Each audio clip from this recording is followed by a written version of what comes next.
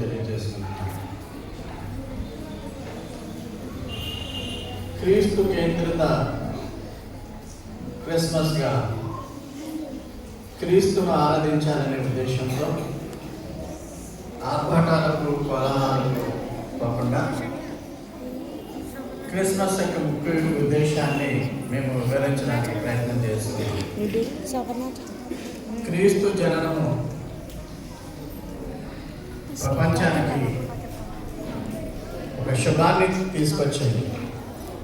ఆ శుభం ఏంటంటే పాపములో మునిగిపోతున్నటువంటి మానవాళిని పాప ప్రక్షాళన చేయడానికి శిలువ మ్రానుపై చనిపోయి పరిశుద్ధమైన రక్తాన్ని చెందించడానికి ప్రభువు పుట్టి ఉన్నాడు.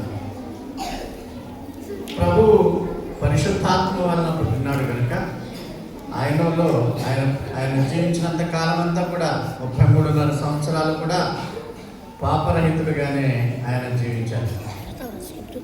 మనుషులందరూ పాపరహితంగా ఉండాలని దేవుని ఉద్దేశం అయి ఉన్నది.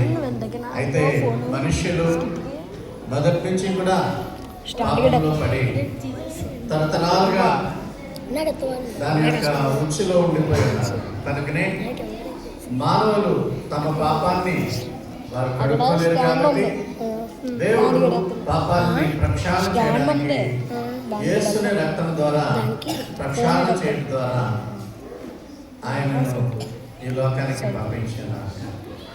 యేసు యొక్క జన్మము ఒకసారి మననం చేసుకుంటూ దేవుడు చేసినటువంటి గొప్ప మేలును బట్టి దేవునికి మేము స్తుతులు చెల్లించుకుంటున్నాం. యేసు ప్రభు పాపరహితుడిగా జీవించాడు.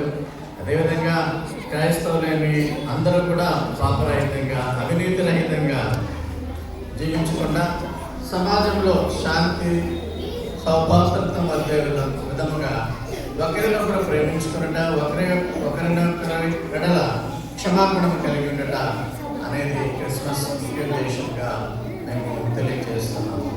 మానవులలో స్వార్థం పెరిగిపోతుంది, అవినీతి పెరిగిపోతుంది, ప్రేమలు సడలిపోతున్నాయి ఈ యొక్క అంత్యకాలంలో. కాబట్టి ప్రభువు పుట్టాడు, జన్మించాడు, ఆయన మరణించాడు, సమాధి చేయబడ్డాడు, పరలోకానికి వెళ్ళాడు, తిరిగి త్వరలో రాబోతున్నాడు.